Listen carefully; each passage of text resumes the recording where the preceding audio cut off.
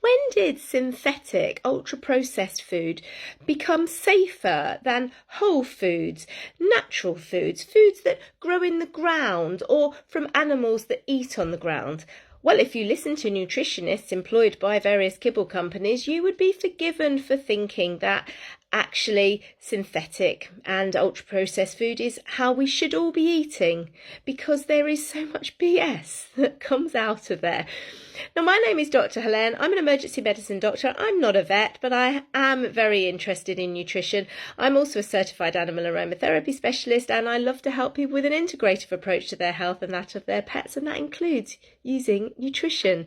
Food as medicine, as Hippocrates said all those years ago. But according to many kibble companies, he had it wrong. Read this. Eating a varied diet, rotating foods, or using hundreds of ingredients without using supplements will still result in nutrient deficiencies. What? How on earth have humans and animals survived for millennia without using synthetic vitamins? It's shocking. How on earth have we survived? Synthetic vitamins are equally as safe as natural vitamins when used correctly. Synthetic vitamins are more potent and can be used in smaller amounts compared to natural sources. Natural sources are more bioavailable to the body. Our bodies are designed to eat the food that grows on trees, eat the plants that grow in the ground. That's how our internal system has been designed. It's evolved like that. It hasn't evolved to have synthetic foods that are made in a lab. And in the last few decades, we have seen a huge rise in ill health in our animals, in ourselves, with allergies and more respiratory problems. And it's interesting that it does correlate with ultra-processed food and more chemicals around the home that we are using to clean with. Some vitamins and minerals need to be synthetically formulated or altered to allow for proper absorption in the body. Again, how on earth have we survived all these years without synthetic vitamins? Our bodies are designed to absorb the food that is growing on the trees, growing in the ground, or walking around on the ground. We haven't needed synthetic vitamins for hundreds of thousands of years, and yet in the last 100 years kibble was designed, and suddenly the nutritionists that are employed by kibble companies say that the only way we can really survive, or our pets can really survive, is by using synthetic vitamins and minerals.